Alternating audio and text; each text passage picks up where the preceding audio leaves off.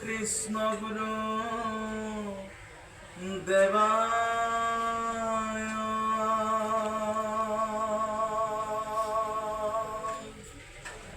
ওম নমো কৃষ্ণ গুরু দেবায়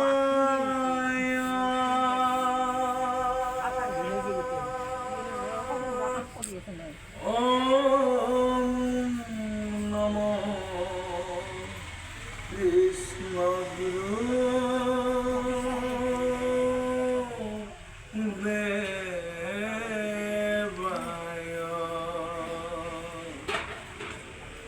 নমো কৃষ্ণ গুরু দেবায় রবি দেব নন্দনায়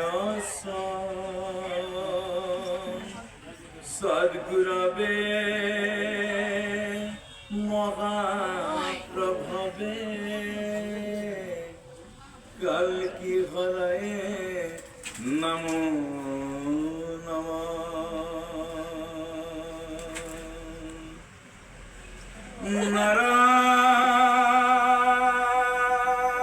নারায়ণং সচ্চিদানন্দং মায়া দেবী সুতম কল্কিরূপম কৃষ্ণ গুরুম বন্দে জগদ্গুরুম কল্কিরূপম কৃষ্ণ গুরুম বন্দে জগদ্গুরুম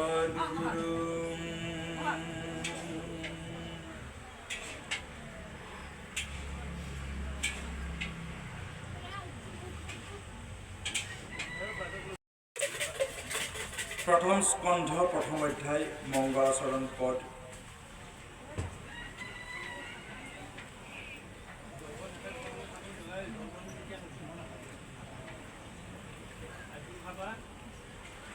জয় জয় কৃষ্ণ গুরু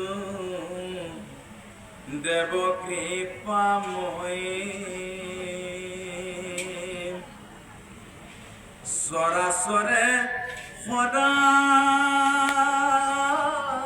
যার আজ্ঞা গব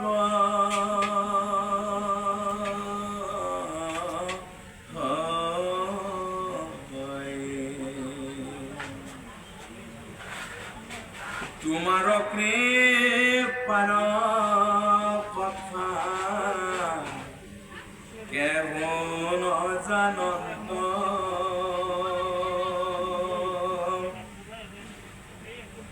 ভকতে ভক্তি বলে মহাজ্ঞান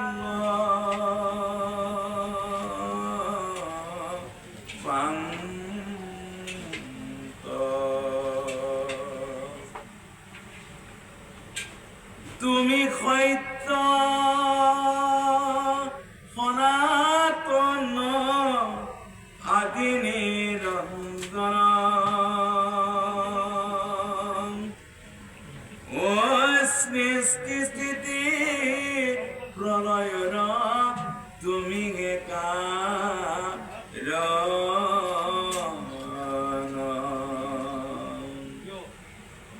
তুমি নিৰাকাৰ প্রভু তুমি আকার গুরু রূপে জগৎ প্রকাশ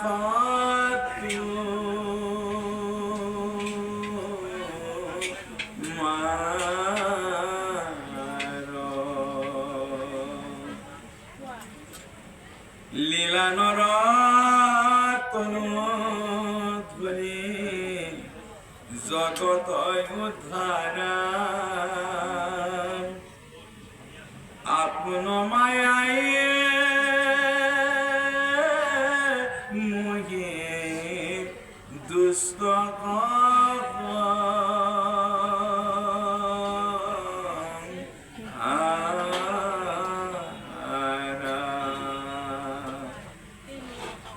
নমো নমো কৃষ্ণ গুরু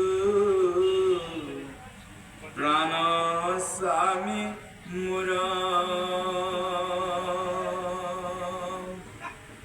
দয়া গুণে নাকিয়ে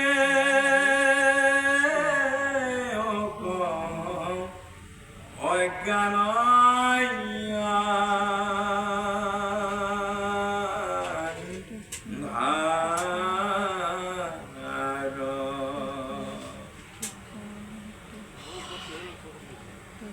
যে ভকতে ভক্তি বলে মহাজ্ঞান লাভ কৰিব পাৰে, আত্মা জ্ঞান লাভ কৰিব পাৰে।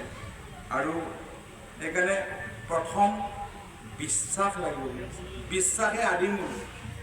বিশ্বাস নহ'লে তাৰে পিছৰ অৱস্থাটো নাহে না। বিশ্বাসৰ পৰা দৃঢ় বিশ্বাস সত্য হয়। কৃষ্ণগুৰু প্ৰভু ঈশ্বৰ সত্য আৰু তেওঁৱে সনাতন। গতিকে এই বিশ্বাসটো যেতিয়া আমি প্ৰমাণসহ পাম তেতিয়া এই ভাৱটো এৰা নিদিয়ে। আৰু এইখিনি প্ৰভু ঈশ্বৰে প্ৰভু যে ঈশ্বৰ এইখিনি প্ৰকাশৰ কাৰণে অলেখ মহিমা কৃষ্ণগুৰু প্ৰভু ঈশ্বৰে দেখাইছে ভকতক। আমাৰ কোকৰাঝাৰৰ অধিৱেশনত যেতিয়া গুৰু কৃষ্ণ প্ৰেমানন্দ প্ৰভু ঈশ্বৰ কৃষ্ণগুৰু প্ৰভু ঈশ্বৰে গুৰু কৃষ্ণ প্ৰেমানন্দ প্ৰভু ঈশ্বৰৰূপে যিহেতু লীলা কৰি আছে, আমিও সিদিনাখন গৈছিলোঁ কোকৰাঝাৰৰ অধিৱেশনত যাওঁতে তেতিয়া এজন মানে প্ৰভু ঈশ্বৰে শৰণ গৃহৰ পৰা ওলাইছে। শৰণ দিয়াৰ পিছত এজন মানে ক'ৰ পৰা আহিছে মই নাজানো আৰু দেখিছোঁ কেৱল এজন মানে ভকত বুলি ক'ব লাগিব। আৰু তেওঁ মানে বেমাৰী আচলতে লৰচৰ কৰিব নোৱাৰে যে তেওঁ এনেকৈ ওপৰমুৱা হৈ শুই আছে, মানে এনেকৈ ভৰি দুখৰ ওপৰমুৱা মুখখনৰ ওপৰমুৱা তেনেকৈ আছে শৰণ গৃহত। তাৰপিছত কোনোবা এজনে মানে ফুল এটা প্ৰভু ঈশ্বৰৰ স্মৰণ কৰা ফুল এটা তেওঁৰ মুখত দি থৈছে। দি থৈ তেওঁ কিন্তু ফুলটো চবাব পৰা নাই। আমিবিলাক মানে আমাৰ লক্ষ্যত পৰিছে কাৰণে কথাটো আমি প্ৰকাশ কৰিছোঁ প্ৰভু ঈশ্বৰৰ মহিমা। গতিকে চলাব পৰা নাই কিন্তু। তাৰপিছত আমি আৰু প্ৰভু ঈশ্বৰ গ'ল যিহেতু আমিও যাব লাগিব। তাৰপিছত প্ৰভু ঈশ্বৰৰ গাড়ীৰ লগত আমাৰ বহুত গাড়ী গৈছে, বহুত গাড়ী। কোকৰাঝাৰত আমি গ'লোঁ। গৈ কোকৰাঝাৰৰ অধিৱেশনটো আপোনালোকে প্ৰত্যেকে নোযোৱাটো নাই, প্ৰায় সকলোৱে গৈছে। কেনেকুৱা আনন্দ লাগিছিল হয়নে নাই? মহিলাৰ অধিৱেশনে আছিলে। ইমান সুন্দৰভাৱে সম্প্ৰীতি যাত্ৰাটো কেনেকুৱা আছিলে। আৰু আমিও এনেকৈ মানে সঁচাকৈ সম্প্ৰীতি যাত্ৰাটো আমি এনেকৈ কৰিছিলোঁ মানে একদম য'ত আৰম্ভ হৈছিল তাৰ পৰাই কৃষ্ণগুৰু জয়ধ্বনি কৰিছোঁ। একদম ঘূৰি আহি আকৌ কৃষ্ণগুৰু জয়ধ্বনি শেষ কৰিছিল। কিন্তু প্ৰভু ঈশ্বৰে কিন্তু মানে তাতে পিছত সকলোকে কৈছে আৰু প্ৰত্যেকে ইমান প্ৰেমেৰে সম্প্ৰীতি যাত্ৰাত সংযোগ হৈছিল। তাৰপিছত প্ৰভু ঈশ্বৰে নিজে প্ৰকাশ কৰিছিল সঁচাকৈ কৃষ্ণগুৰুৰ ভকত কিন্তু সিংহৰ দৰে। মানে প্ৰভু ঈশ্বৰে শ্ৰীমুখে কোৱা কথা এই কথা গতিকে আমিও আনন্দ পাইছিলোঁ। গতিকে তাৰপিছত আমি প্ৰভু ঈশ্বৰৰ মানে অধিৱেশন শেষ হোৱাৰ পিছত আমি প্ৰভু ঈশ্বৰৰ লগত আহিলোঁ। আকৌ কৃষ্ণগুৰু সেৱাশ্ৰম আহিলোঁ। কৃষ্ণগুৰু সেৱাশ্ৰম আহি মই কি কাৰণত বাৰু নাজানো আৰু মোৰ কীৰ্তন ঘৰৰ ভিতৰত এটা মানে সেৱা জনাই যাওঁ। তাৰপিছত মই প্ৰথম যিজন ল'ৰাটোক দেখি গৈছিলোঁ মুখখন মোৰ হাঁহি আছে, ঠিক সেই ল'ৰাজনে মানে কীৰ্তন ঘৰৰ ভিতৰত মানে বহি সুন্দৰভাৱে নাম জপ কৰি আছে। যি ল'ৰা 3 দিন আগত মানে ফুলটো চবাব পৰা নাছিল সেই ল'ৰাই 3 দিন পাছত এনেকৈ ধুনীয়াকৈ বহি কিনে নাম জপ কৰি আছে। আচ্ছা, এই এটা ফুলৰ মাহাত্ম্য নহয় নেকি?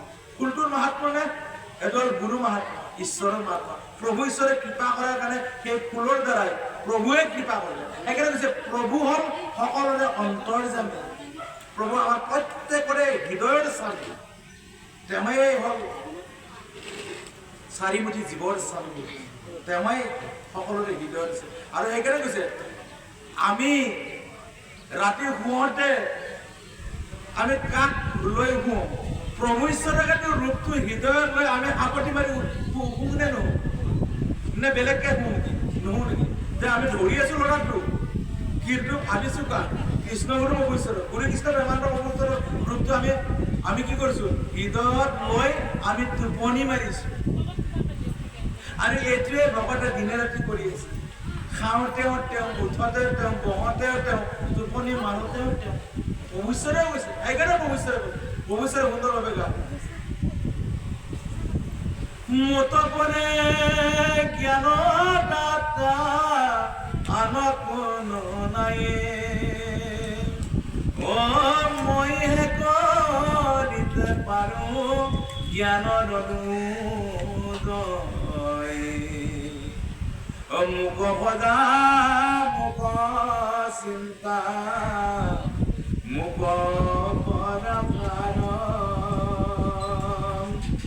মইহে কৰিতে পাৰোঁ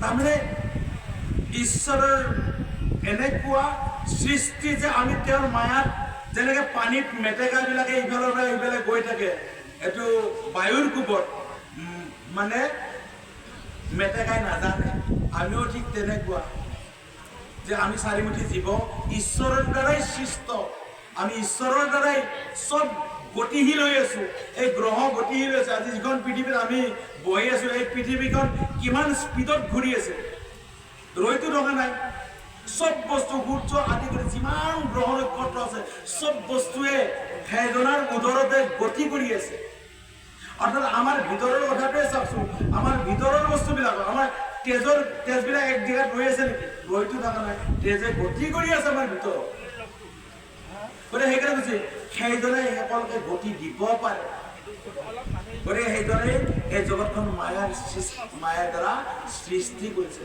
কিন্তু এতিয়া ঈশ্বৰৰ আনন্দ কেনেকে আমি যদি কোনেও যদি উপলব্ধি কৰিব নোৱাৰো ঈশ্বৰৰ আনন্দ ক'ত ঈশ্বৰে তেতিয়া ভাবিলে নহয় মই যে সৃষ্টি কৰিছো এই কথাখিনি মানুহে জানিব লাগিব আৰু মনুষ্য তনুৰেহে বোলে ঈশ্বৰক উপলব্ধি কৰিব পাৰি ইয়াত বাহিৰে বেলেগ আন জীৱত নোৱাৰি আন জনিত নোৱাৰি সেইকাৰণে মানুহক অকণমান দুটামান গুণ অলপ বেছিকৈ সংযোগ কৰিছে সেইকাৰণে মানুহে নিজৰ ভাৱনাটোক নিজৰ মনটোক খুব একাগ্ৰতাৰে আগবঢ়াই লৈ গ'লে সেইজনে যে ঈশ্বৰে আমাৰ সৃষ্টিকৰ্তা আমি আমাৰ হৃদয়তে উপলব্ধি কৰিব পাৰোঁ সেইকাৰণে কৈছে সেই বিশ্বাসটো জন্ম হ'ব কোনটো বিশ্বাস এই কৃষ্ণগুৰু প্ৰভু ঈশ্বৰ অৰ্থাৎ আমি যিটো ৰূপত লওঁ কৃষ্ণগুৰু প্ৰভু ঈশ্বৰৰ ৰূপত ল'লেও আমাৰ প্ৰভুৱে দেখা দিব গুৰু কৃষ্ণ প্ৰেমানন্দ প্ৰভু ঈশ্বৰৰ ৰূপত ল'লেও আমাক প্ৰভুৱে কৈছে ময়ে হয় যোনটো ৰূপত চোৱা মই সেই ৰূপতে ভৰা দিম সেইবুলি দেখা দিছেও কৃষ্ণগুৰু প্ৰভু ঈশ্বৰটো প্ৰয়াণ হোৱাৰ পিছত গুৰু কৃষ্ণ প্ৰেমানন্দ প্ৰভু ঈশ্বৰে নাম কৰিছে সেইবুলি বহুত ভকতে কয় বহুতৰ আৰু সংশয় এটা মনত মানে দুখ থাকি যায় প্ৰভু ঈশ্বৰক আমি আগৰ ৰূপত দেখা নাপালো বুলি বহুতে অলপ মানে দুখ কৰে তেতিয়া তেওঁলোক ভকতে কয় যে প্ৰভু আজি মই সপোনত প্ৰভু ঈশ্বৰৰ আগৰ ৰূপটো দেখা পাইছো আৰু কেনেকে সম্ভৱ প্ৰভু ঈশ্বৰে কৈছে সেইজনেতো কৃষ্ণগুৰুটো গুৰু কৃষ্ণ প্ৰেমানন্দ প্ৰভু ঈশ্বৰ এজনেই যে দুই ৰূপত আছে এজনে দুই ৰূপ নহয় আচলতে তিনি ৰূপত আছে এতিয়া গুৰু কৃষ্ণ ৰামানন্দ প্ৰভু ঈশ্বৰৰ কিন্তু প্ৰভু ঈশ্বৰে আন এটা ৰূপ এইটো মহাভাগ্য যে খালি জানিব নোৱাৰে খুব গভীৰভাৱে সঁচাকে যদি আমি প্ৰভু ঈশ্বৰৰ তিনিটা ৰূপতে হৃদয়ত আমি ধাৰণ কৰি ৰাখিছো তেনেহ'লে চাব কৃষ্ণগুৰু প্ৰভু ঈশ্বৰ গুৰু কৃষ্ণ প্ৰেমানন্দ প্ৰভু ঈশ্বৰ গুৰু কৃষ্ণ ৰামানন্দ প্ৰভু ঈশ্বৰ তিনিটা ৰূপতে প্ৰমাণ দিছে যে তেওঁ এজনেই হয় বুলি প্ৰমাণ দিছে আমি নিজে প্ৰমাণো পাইছো গুৰু কৃষ্ণ ৰামানন্দ প্ৰভু যে কৃষ্ণগুৰু প্ৰভু ঈশ্বৰে অন্য ৰূপ এইটো অন্তৰ্যামী হয় আমি এই প্ৰমাণ প্ৰভু ঈশ্বৰে কৃপা কৰি দিয়াৰ কাৰণে নাজানো আমি আগৰ পৰাই কিন্তু যেতিয়া প্ৰভু তিনিটা ৰূপ দেখা পাইছিলোঁ তেতিয়াৰ পৰা আমি তিনি ৰূপতে হৃদয়ত আমি মানে প্ৰভু ঈশ্বৰক আমি হৃদয়ত ধাৰণ কৰিছিলোঁ। এইটো কোৱা কথা নহয়, কোনে কাক কেনেকৈ লয় এইটো নিজৰ কথা, কিন্তু তেতিয়াৰ পৰা আমি প্ৰভু ঈশ্বৰক তিনিটা ৰূপতে আমি হৃদয়ত আমি স্থান দিছিলোঁ আৰু তেনেকৈ একেজন ঈশ্বৰ বুলি আমি ভাবি আমি ভিতৰতে আমি নিজৰ শৰীৰৰ ভিতৰতে আমি সেৱা আমি জনাওঁ। গতিকে তেনেকৈ কৰিছোঁ। গতিকে সেইজন ঈশ্বৰে ইচ্ছা কৰিলে তেতিয়াহে বোলে কৃপা কৰি কৈছে যে প্ৰভু ঈশ্বৰে যে যদি সাকাৰক যদি আমি মানি নলওঁ নিৰাকাৰে কেতিয়াও ধৰা দিব নোৱাৰি বুলিছে। নিৰাকাৰে ধৰা যদি ইমান সহজ, নিৰাকাৰ মানে যাৰ আকৃতি নাই, মানে যাৰ আকাৰ নাই, সেইটো আমি পাম কেনেকে? কিন্তু তথাপি প্ৰভু ঈশ্বৰে কৈছে নহয়, মোক চিন্তা কৰোঁতে কৰোঁতে কৰোঁতে কৰোঁতে কৰোঁতে কৰোঁতে মোতে বিক্ৰয় যোৱা যেনে মোৰ অস্তিত্বটোতো জানে, তেওঁ যে ব্ৰহ্মৰূপে ব্যাপকভাৱে যে জগতত আছে এইটো বস্তুটো জানিব পাৰে। ঈশ্বৰে কৈছে সেইটোৱে হ'ল কৃপা, এইটোৱে কৃপা। সেইকাৰণে কৈছে আমি সেইখিনি যাবৰ কাৰণে সদায় এই ভাৱটোৰ লগত ৰাখিব লাগিব। সেইকাৰণে কৈছে গুৰু ঈশ্বৰৰ প্ৰতি প্ৰেম, গুৰু ঈশ্বৰৰ চৰণৰ প্ৰতি চিন্তা, আৰু সেইকাৰণে আমাৰ মনৰ ভাৱনাতে সদায় সদায় হৃদয়ত লৈ প্ৰভু ঈশ্বৰৰ চৰণৰ কৰ্মখিনি আমি কৰিব পাৰিব লাগে। আচল কৰ্মটো হ'ল আমাৰ ভিতৰত, ভকতে বুদ্ধিৰ দ্বাৰা এই কৰ্মখিনি হৃদয়ত কৰি থাকে কাৰণে এই আনন্দৰ লগত সংযোগ হয়। আৰু তেতিয়াই প্ৰভু ঈশ্বৰে কৃপা কৰি আমাৰ মনৰ যিটো অজ্ঞান বুলি কৈছে আন্ধাৰ, এই যে আমি প্ৰত্যেক মানুহে মোৰ মোৰ বুলি ভাবি যিটো কামত বন্ধ হৈ আছো, এই মোৰ শব্দটোৰ পৰা আমাক কৃপা কৰি আমাৰ লগত আমাৰ শব্দটোৰ লগত আমাক কি কৰে মানে পৰিৱৰ্তন কৰাই দিছে। গতিকে এইটোৱে খুব ডাঙৰ কথা। আৰু তাকে কৈছে প্ৰভু ঈশ্বৰে যে ভকতে ভক্তি বোলে এই তত্ত্বটো লাভ কৰিব পাৰে। গতিকে আজি আপোনালোকে হৃদয়ত এই সত্যটোকে উপলব্ধি কৰিছে। গতিকে ক'ৰ পৰা পালোঁ? আজি আমি সিদিনা বুলি আমি শৰণ লোৱা নাছিলোঁ, আমি গোটেই সময়খিনিয়ে নষ্ট কৰি আছোঁ। প্ৰভু ঈশ্বৰে কৈছে মনুষ্য তনু অৰ্থাৎ মানৱ দেহ চাৰিমুঠি জীৱৰ ভিতৰত শ্ৰেষ্ঠ। আজি আমাৰ মানুহৰ নিচিনা অইন চৰাই চিৰিকটিৰ কিবা মানে উন্নতি হৈছে নেকি? আগতে যেনেকৈ আছে এতিয়া সেনেকৈ হৈছে, কিন্তু মানুহৰ উন্নতি হৈছে। কিন্তু মানুহে সিদিনা গ'লে গৰু গাড়ীত উঠিছিল, আমিয়ে নিজে দেখা পাইছিলোঁ, গৰু গাড়ীত আমিও উঠি পাইছোঁ। গতিকে আজি মানুহে AC গাড়ীত উঠি ফ্লাইটত উঠি ক'ত কিমান গৈ আছে। গতিকে মানুহে ইমানখিনি মানে ঈশ্বৰে কিবা কৰিছে মানুহ, যে মানুহ ইমান উন্নতিৰ শিখৰকলৈকে গতি কৰিব পাৰে। সেইকাৰণে কৈছে আচল উন্নতি কোনটো বুলিছে, যিজনে এই সমস্ত কৰ্ম কৰি যিজনে ঈশ্বৰ যে তেওঁৰ হৃদয়ত আছে এইটো বিচাৰি পোৱাটোহে হ'ল উন্নতিৰ শিখৰ। তাক পোৱাটোৱে হ'ল আমাৰ জীৱনৰ সফলতা। যদি নিজ হৃদয়তে যদি আমি আমাৰ ঈশ্বৰক বিচাৰি নাপাওঁ তেনেহ'লে ক'ত পাম? প্ৰভু ঈশ্বৰে সেইকাৰণে সুন্দৰভাৱে গায়, নিজ গুৰু আত্মবিশ্বাসী ওই আত্মৰ ভিতৰে আছে নিজৰ গুৰু শ্ৰী জানি সেৱা কৰাই আখিনী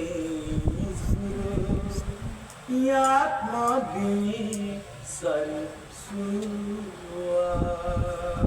এখানে বলছি আত্মা মানে দেহ, অর্থাৎ আমার মনুষ্য তনু যেহেতু শ্রেষ্ঠ, এই মনুষ্য তনুর আমার জ্ঞানখিনি বিকাশ যদি কৰিব পৰা যায় তেনেহ'লে আমি বিচাৰি পামে।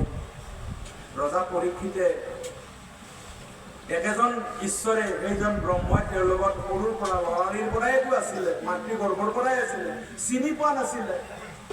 কিন্তু আশ্ৰয় ল'লে তাৰ যিজন গুৰু তেওঁ আকৌ সেই ব্ৰহ্মৰ লগত সাক্ষাৎ হৈছে, কৃষ্ণৰ লগত সাক্ষাৎ হৈ আছিল নহয়, হয়নে নাই? শুকৰদেৱ সাক্ষাৎ হৈ আছে নে নাই? অৰ্থাৎ শুকৰদেৱে সাক্ষাৎ হৈয়ে আছে কৃষ্ণ, তেওঁ য'ত গ'লে কৃষ্ণকে দেখে। আৰু হয়ে কৃষ্ণ বুলি জগতৰ সত্য বস্তু একো নাই, কাৰণ কৃষ্ণই ব্ৰহ্ম। গতিকে ব্ৰহ্ম বুলি এই জগতৰ সত্য বস্তু আন একো নাই। সেইকাৰণে প্ৰভু ঈশ্বৰে ভক্তি তত্ত্বত লিখিছে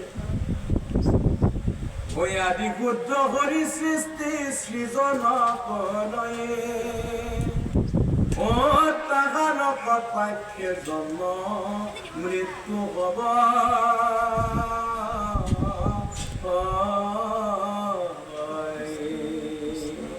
সেইজনৰ ইচ্ছাতে সৃষ্টি স্থিতি প্ৰলয় হৈছে মনুষ্যই আহি আছে গৈ আছে আহি আছে গৈ আছে জানিব নোৱাৰে কিন্তু প্ৰভু ঈশ্বৰৰ ইমান আমাৰ প্ৰতি কৃপা যে আমাক এইখিনি হৃদয়ঙ্গম কৰাৰ কাৰণে আজি আত্মা দৰ্শন কৰাৰ কাৰণে প্ৰভু ঈশ্বৰে কৃপা কৰি আজি পথটো দিলে দিয়াৰ কাৰণে আজি লাখ লাখ ভকতে আত্মা দৰ্শনৰ আনন্দ লৈ আছে আৰু কি লাগে প্ৰভু ঈশ্বৰে কৈছে এইটো হ'ল ধন এই যি ধন আজি আমাৰ হৃদয়ত জমা হ'ল এই ধনৰ হৰণ ভগন নাই ইয়াত কোনে কাঢ়ি নিবও নোৱাৰে বাকী চব ইয়াত থাকি যাব কোনোবাই আজি বোলে মই বহুত ডাঙৰ মানে চাকৰি এটা কৰিছোঁ মই আজি বিল্ডিং বনাইছোঁ 7 তলা বিল্ডিং হয়নে নাই মাটি 10 জেগাত কৰিছোঁ কিন্তু সেইখিনি লগে লগে যিদিনা শৰীৰটোত মানে আত্মাই এৰাই দিলে সিদিনাৰ পৰা সেই তেওঁ ৰৈ নাথাকে কিন্তু এই তেওঁ যদি সৎগুৰুৰ চৰণত আশ্ৰয় লৈ যিখিনি ভক্তি ধন জমা কৰিলে যিখিনি আয়ত্ত কৰিলে যিটো ঈশ্বৰ তত্ত্ব হৃদয়ঙ্গম কৰিলে এই হৃদয়ঙ্গমখিনি নাযায় বুলি কৈছে আৰু এই হৃদয়ঙ্গমখিনিৰ কাৰণে তেওঁ জীৱন্ত হ'ব আৰু তেওঁহে আচলতে জন্ম পালে বুলি কৈছে গতিকে আচলতে যিজনে জন্ম হয় তেওঁৰ মৃত্যু নাই গতিকে এইকাৰণে মোৰ মৃত্যু কাৰ হয় প্ৰভু ঈশ্বৰে ধুনীয়াকৈ প্ৰকাশ কৰিছে ও দেহৰ জনম মৰণ দেহৰে যে ধৰ্ম ই আত্মাৰ নাইকে মৃত্যু জানাহাৰ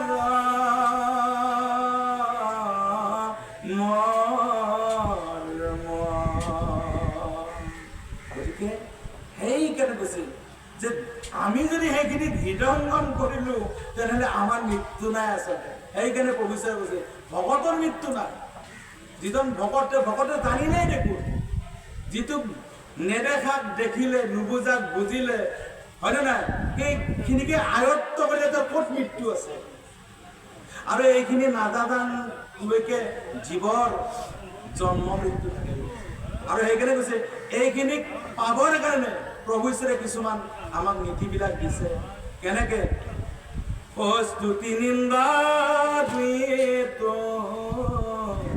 নিদিবা কাণ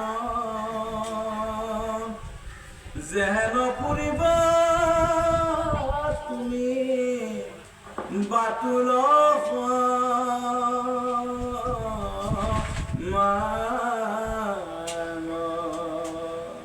আৰু সেইকাৰণে কৈছে আমি আচলতে প্ৰত্যেকৰে নিজে নিজৰ প্ৰশ্ন আৰু নিজে নিজৰ উত্তৰ আমি কি পালো কি নাপালো মই আপোনাৰ উত্তৰটো মই দিব নোৱাৰোতো আপুনি কি পালে আপোনাৰ উত্তৰ ঈশ্বৰে জানে কিন্তু তথাপিও নিজে নিজেহে জানে বুলি কৈছে হয়নে গতিকে আমি এই উত্তৰৰ সৈতে সংযোগ হ'ব লাগে গতিকে সেইকাৰণে কৈছে স্তুতি নিন্দা দুইটাক আমাৰ আচলতে আমি কাণ দিব নালাগে প্ৰভু ঈশ্বৰে কোৱা কথা তেতিয়াহে আমি পূৰ্ণ আনন্দ এইখিনি লাভ কৰিব পাৰোঁ গতিকে এইবিলাক অলৌকিক প্ৰভু ঈশ্বৰে কৃপা কৰি আমাক দিছে প্ৰত্যেক ভকতে আজি অন্য কথা নকওঁৱে আজি আমাৰ ভূমে প্ৰভুৰ ঘৰতে এদিন প্ৰভু ঈশ্বৰৰ কৃপাত ডামৰ ভিতৰত নিজে নিজে পানী সোমাইছে যেনেকৈ প্ৰভু ঈশ্বৰৰ কৃপাতে এদিন আইগৰাকীৰ টিফিনত ভাতটো নিজে সোমাইছিলে প্ৰভুৰ মানে ড্ৰামৰ ভিতৰত পানী নিজে সোমাইছে আজি আমাৰ অনিৰুদ্ধ কুমাৰ বৰুৱা প্ৰভু আমাৰ আয়া আছে যে প্ৰভু ঈশ্বৰে সপোনতে অপাৰেশ্যন কৰি দিছে সেই চিলাই ৰাতিপুৱা শুই উঠাৰ পিছত দেখা পাইছে হয়নে নহয় এতিয়া কোনোবাই ক'ব পাৰে কিন্তু ক'লেওতো নহ'ব না বস্তুটো সত্য যে প্ৰভু ঈশ্বৰে ঘটাইছে যে গতিকে এইবিলাক অলেখ মহিমা প্ৰভু ঈশ্বৰে কৃপা কৰি দিছে গতিকে আৰু সেইকাৰণে ভাবিলে বোলে সদায় প্ৰভু ঈশ্বৰে মহিমা দিয়ে, দিনে ৰাতি মহিমা পাব। চাবচোন কেতিয়াবা এনেকৈ নাম জপ কৰি থকাৰ লগে লগে এনেকুৱা লাগে মানে বহি থকাৰ লগে লগে একদম মানে কি হৈ যায়, একদম এটা শব্দ বিৰাট গ্ৰীণ কৰি এটা শব্দ উঠি যায়, মাটিটো লৰি যায়। এইবিলাক ঘটেনে নঘটে? এইবিলাক ঘটে। থাপনাত বহিলে চাবচোন, থাপনাত বহাৰ লগে লগে আপোনাৰ প্ৰভুৱে প্ৰমাণ দিলে নহয় মই থাপনাত আছোৱেই, এইবুলি প্ৰমাণ দিয়ে। আৰু দিয়াৰ লগে লগে একদম কি হ'ব, নাম জপ কৰাৰ লগে লগে একদম ধুনীয়াকৈ হয়তো এটা ঠাণ্ডা বতাহ এটা ওপৰৰ পৰা তললৈকে ধুনীয়াকৈ একদম বৈ থাকে শৰীৰত, ঠাণ্ডা বতাহ এটা শৰীৰটোৰ লগে লগে লগে লগে লগে লগে কি হৈ থাকে, একদম দুলনি আহি থাকে। যিমান বেমাৰ বা কিবা থাকক, নাম লোৱাৰ পিছত এই গম নাপায় যে আচলতে তেওঁৰ শৰীৰত আছেনে ক'ত আছে, গমেই নাপায়, শূন্য হৈ যায়। গতিকে প্ৰভু ঈশ্বৰে কৃপা কৰি আজি এইখিনিয়ে গৈছে। এইখিনি যিটো আনন্দ, এই আনন্দখিনি হৈছে নামানন্দ, নামৰ আনন্দ। আজি প্ৰত্যেক ভকতে আজি এই আনন্দখিনিক লগত লৈ ঘূৰি ফুৰি আছে। আৰু এই আনন্দৰ শেষ নাই কাৰণেতো সদায় ভকতৰ মুখত সদায় হাঁহি, দুখ নাই। আজি আমাৰ প্ৰভু ঈশ্বৰৰ কৃপাত আমাৰ এই বিহাৰী আইগৰাকী আমাৰ বহিয়ে আছে, হয়নে নাই? আইগৰাকী জয় কৃষ্ণগুৰু। গতিকে কেনেকুৱা হয়নে নাই? আমাৰ মাজতে সেই উদাহৰণবিলাক আছে, প্ৰভু ঈশ্বৰৰ মহিমাৰ উদাহৰণ আজি সন্মুখত বহি আছে। কেনেকৈ যে আয়ে বোলে এদিন কি কৰিছিলে, এই বম ব্লাষ্ট হোৱাৰ দিনাখন আই গণেশগুৰিত আছিলে। আইটো এতিয়া আমাৰ সন্মুখত বহিয়ে আছে এতিয়া, কিন্তু আইগৰাকীৰে আকৌ মই মানে কথাটো প্ৰকাশ কৰিছোঁ কিয়, ৰাইজে শুনিব লাগিব নহয়। কৃষ্ণগুৰু প্ৰভু ঈশ্বৰেনো কেনেকৈ ৰক্ষা কৰে, বিপদৰ উদ্ধাৰ কৰে। আজি কিমান বছৰ, এইটো বয়সো কম নহয় কিন্তু। গতিকে এই বম ব্লাষ্টৰ সময়ত আইক বোলে কোনোবাই কাণে কাণে ক'লে যে আই তই ইয়াৰ পৰা যা, আই তই ইয়াৰ পৰা যা, এইবুলি ক'লে। আই আকৌ মানে বিশ্বাসটো দৃঢ় যে, বিশ্বাসটো দৃঢ় বুলি ভাবা লগে লগে প্ৰভু নিশ্চয় প্ৰভুৱে ক'ব লাগিব। গতিকে আয়ো তাৰ পৰা গুচি আহিলে। গুচি অহাৰ অকণমান পিছতে তাত বম ব্লাষ্ট কৰিছে। গতিকে কোনে ক'লে কাণে কাণে, কোনে ক'লে কাণে কাণে। সেইকাৰণে কৈছে ঈশ্বৰ আমাৰ লগত সদায় আছে, সৰ্বক্ষণে আছে। কিন্তু কেতিয়াবা আমাৰ মানে এনেকুৱা হয় যে সেই সময়ত উদ্ধাৰ নকৰিলে তেতিয়াহ'লে আমাৰ কি হ'ব, মানে মৃত্যু হৈ যাব পাৰে। বুলি প্ৰভুৱে কৃপা কৰে। আৰু সেই আনন্দটো আজি আই লগত লৈ ঘূৰি ফুৰিছেনে নাই? সেই মহিমাখিনিৰ কথা আইয়ে আজি ক'ৰবাত গ'লে সেই মহিমাখিনিৰ কথা নক'ব নেকি? বা সেই মহিমাখিনি মই ভাগৱত হিচাপে মই প্ৰকাশ নকৰিম নেকি? সেইকাৰণে প্ৰভু ঈশ্বৰে তেনেকৈ কৃপা অলেখ মহিমা ভাবিলে হৃদয়ত, সেইকাৰণে বিশ্বাসটো লৈ আমি ভাবিব লাগে। তেতিয়াহ'লে আমাৰ এনেকুৱা আনন্দ। আৰু প্ৰভু ঈশ্বৰে কৈছে আমাৰ কাৰণে যে ভাগৱত, এতিয়া কি ভাগৱত কৈছে, এই কাহিনী ভাগৱত নহয় কিন্তু আমাৰ কাৰণে ভাগৱতৰ প্ৰভু ঈশ্বৰে কৈছে প্ৰভু ঈশ্বৰৰ মহিমাখিনি আৰু প্ৰভু ঈশ্বৰৰ প্ৰকাশখিনিয়ে হ'ল ভাগৱত। আৰু এটা মানে প্ৰভু ঈশ্বৰ যে অন্তৰ্যামী আৰু প্ৰভু ঈশ্বৰ যে সকলোৰে হৃদয়ত থাকে, আমিও বহু প্ৰমাণ পাইছোঁ। প্ৰভু ঈশ্বৰে পাঞ্জাবাৰী গুৰু গৃহতো দেখাইছে। আৰু এদিনাখন যেতিয়া প্ৰভু ঈশ্বৰে 7 দিন ক্ৰম দিছিলে পুৰুষৰ, 7 দিন ক্ৰমত আমিও গৈছিলোঁ। মই একদিনৰ কাৰণে গৈছিলোঁ, একদিনৰ কাৰণে গ'লোঁ। নামৰ মাহাত মানে নাম ল'লে কি পায়, এতিয়া যে আমি কীৰ্তন ঘৰত য'ত নেকি একেলগে 20,000 মানুহ বহিব পাৰে, কিমান ডাঙৰ কীৰ্তন ঘৰ। মই মানে কিন্তু একদম শেষৰ পিনেহে জেগা পাইছোঁ। কিন্তু মানে আগটো পূৰা ভৰ্তি আৰু আসন পাৰা আছে নহয় চব। তাৰপিছত মই গ'লোঁ, গৈ একদম মঠৰ তলত মই মানে জেগাটো পাইছোঁ। আৰু মই ধুনীয়াকৈ মানে জেগাটো লৈছোঁ আৰু জেগাটো লৈ বহিছোঁ। এনেকৈ বহি জয়ধ্বনি হোৱাৰ পিছত 5 মিনিটমান হৈছেহে, তেতিয়া মানে আৰু ধৰকচোন প্ৰত্যেকে কাই কেনেকৈ লৈ এইটো নিজা নাপায়। আমিও আৰু প্ৰভুকে হৃদয়ত ভাবি প্ৰভু ঈশ্বৰৰ চৰণ চিন্তা কৰি আমি কৃষ্ণগুৰুৰ নাম ল'লোঁ। কৃষ্ণগুৰুৰ নাম লৈ আছোঁ। কিন্তু লৈ থাকোঁতে কোনোবা এজনে আহি মূৰত এনেকৈ এটা মোক থাপৰ এটা মাৰি দিছে, একদম স্পষ্ট। তাৰমানে মোৰ হাতত কোনোবাই মানে মূৰত এনেকৈ থাপৰ এটা মাৰি দিছে। কিন্তু মই থাপৰ মাৰিলে মই চকুটো মুদি আছোঁ, আৰু নাম জপ কৰিলেতো চকু মুদিয়ে কৰিব লাগিব। গতিকে তাৰপিছত মই ভাবিলোঁ যে ইয়াতেতো মানে যেতিয়া আমি আসন লওঁ নাম জপৰ কাৰণে, কোনেও ভকতে কাকো স্পৰ্শ কৰিব নোৱাৰে, কিন্তু স্পৰ্শ কৰিব নোৱাৰে। তাৰপিছত তেতিয়া মোৰ ভাল লাগিল, মানে প্ৰভুৱে কৃপা কৰিলে, প্ৰভুৱে স্পৰ্শটো দিলে। তাৰপিছত এইবুলি নাম লৈ আছোঁ, লৈ লৈ লৈ লৈ লৈ কিছু সময় যোৱাৰ পিছত তেতিয়া মোৰ মানে আৰু ধৰকচোন ধূপ জ্বলালেও কীৰ্তন ঘৰৰ সন্মুখৰ পৰা তাকে ধূপৰ গোন্ধটো ইমান তৎক্ষণাত নাযায়, কিন্তু বহুত দূৰ হৈ যায়, কিন্তু ধূপৰ গোন্ধও নহয়। তাৰপিছত এনেকুৱা আহিল যে এটা গোন্ধ সঁচা, সেই গোন্ধটো মোৰ নাকত লাগি থাকে কেতিয়াবা মাজে মাজে, বিৰাট ভাল লাগে। আৰু এই গোন্ধটো যেতিয়া প্ৰভু ঈশ্বৰ পিতৃৰূপত আছিল, তেতিয়া পুৰুষৰ আমাৰ 3 দিন ক্ৰম দিছিল, আমাক 3 দিন ক্ৰমত আমি তেতিয়া আছিলোঁ, 3 দিনে আছিলোঁ, কিন্তু তেতিয়া সেই গোন্ধটো মোৰ নাকত লাগিছিল। তাৰপিছত এতিয়া প্ৰভু ঈশ্বৰ যে কৃষ্ণগুৰু প্ৰভু যে গুৰু কৃষ্ণ প্ৰেমানন্দ প্ৰভু যে একজন, সেইটো বস্তুটো এতিয়া ধৰক মই অনুভৱ কৰিব লাগিব। সেই গোন্ধটোৱে আহি নাকত এনেকৈ খিচখিচাই আছে, তাৰমানে এনেকৈ আছে। মানে আমাক কোনোবা এটা ধৰকচোন কিবা এটা এনেকৈ বায়ুটো যদি ফুকাই দিলে, বায়ুটো নাকৰ ভিতৰত লাহে লাহে লাগি দিবলৈ নালাগে, বতাহ হিচাপে লাগিব। ঠিক গোন্ধটোৱে মোৰ নাকত এনেকৈ ঠেলি আছে তাৰমানে। আৰু গোন্ধ এনেকুৱা গোন্ধ যে সেই গোন্ধটোক মই শব্দ দি প্ৰকাশ কৰিব নোৱাৰোঁ, ইমান সুন্দৰ গোন্ধ।